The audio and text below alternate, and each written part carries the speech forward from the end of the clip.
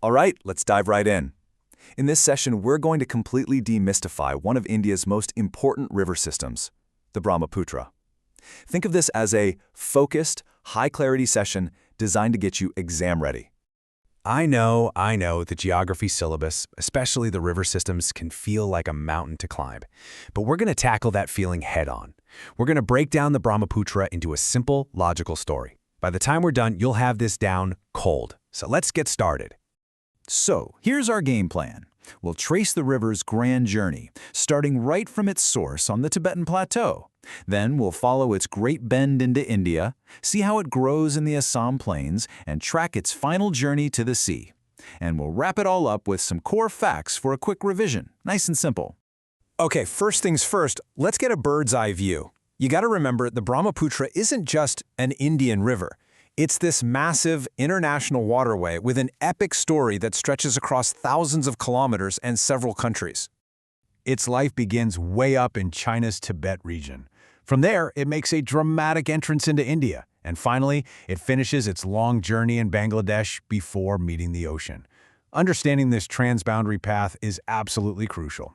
Now, this is a big one. This river is like a world traveler with multiple passports. It has a different name in every region. In Tibet, it's the Yarlung Tsangpo, which means the purifier. Then, as it crashes into India through Arunachal Pradesh, we call it the Dihang or Siang. Once it hits the Assam plains, it finally gets its most famous name, the Brahmaputra.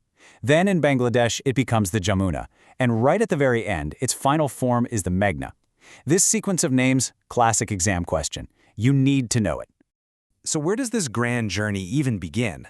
For that, we have to travel high up to the cold, vast, and arid Tibetan Plateau, a place that's literally the birthplace of some of Asia's mightiest rivers. Okay, get your notes out for this. The exact origin point you need to remember is the Chema-Yungdong Glacier. It's part of the Kailash Range, way up at over 5,000 meters. And what's really interesting is that this is super close to where the Indus and the Sutlej rivers also begin their journeys. For the first 1,800 kilometers of its life, the Tsangpo just flows east, running parallel to the main Himalayan range. You'd think at that altitude it would be a raging torrent, but it's actually pretty calm.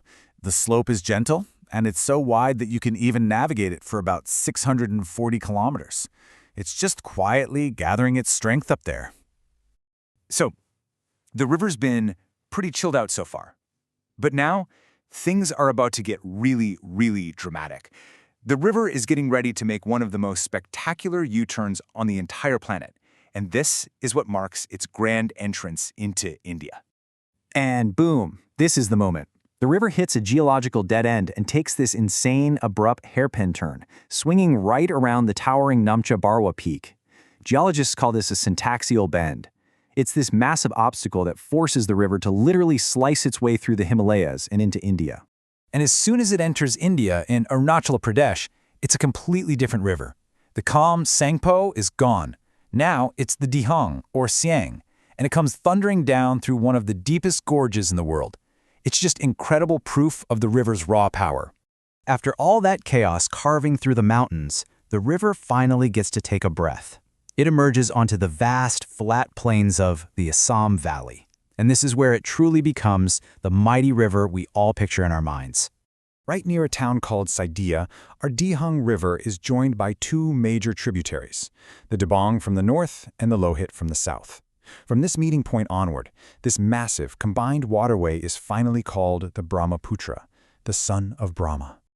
All right, lean in for this one, because this is pure gold for the prelims. Differentiating between right bank and left bank tributaries is a favorite topic. The main right bank ones flowing south from the Himalayas include big names like Subansiri, Kameng, and Manas. And the key left bank ones joining from the south are the Dibang, Lohit, and Dhansiri.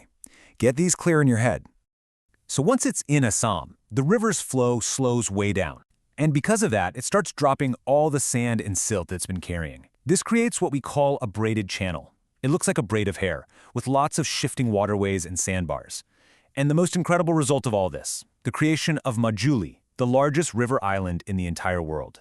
Now let's think like geographers for a second and trace the physical boundaries of this river basin. To the north, you have the Great Himalayas, a massive wall. To the east, the Patkari Range boxes it in. To the south, the Assam Range and Meghalaya Hills contain its flow.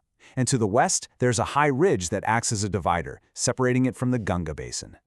And here's a number for your flashcards, a straight-up fact for prelims. The total drainage area of the Brahmaputra Basin within India is 194,413 square kilometers. To put that in perspective, that's a massive area, covering almost 6% of India's total land.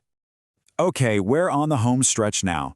After its long, eventful journey across Assam, the river turns south one last time to leave India and start its final chapter. Right near Debris in Assam, the Brahmaputra makes a big southerly turn and flows into Bangladesh.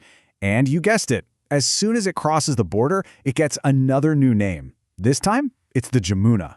And what happens in Bangladesh is just mind-blowing. It's one of the greatest river confluences on the planet. The Jamuna, or Brahmaputra, merges with the Ganga, which is called the Padma there. And then, this combined super river meets yet another major river, the Meghna, a little further down. And the final act of this epic story? The creation of the Ganga-Brahmaputra Delta, which you might know as the Sundarbans. This is the largest delta on Earth, a huge, complex network of waterways and islands where the combined waters of these incredible rivers finally empty into the Bay of Bengal. Phew!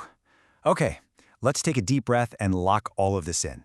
This is where we consolidate everything into the core facts you absolutely must remember for your revision. Let's go through them one by one. First, the origin. Kam-Yungdung Glacier. Got it? Good. Second, the sequence of names. Tsangpo, then Dihang, then Brahmaputra, then Jamuna.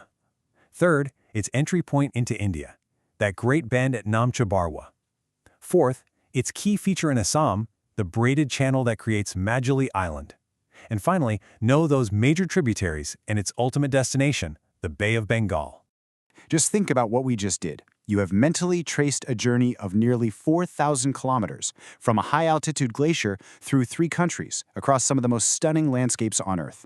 You've broken it down. You understand its story. You know the key facts. You've got this. Seriously, go into that exam with confidence.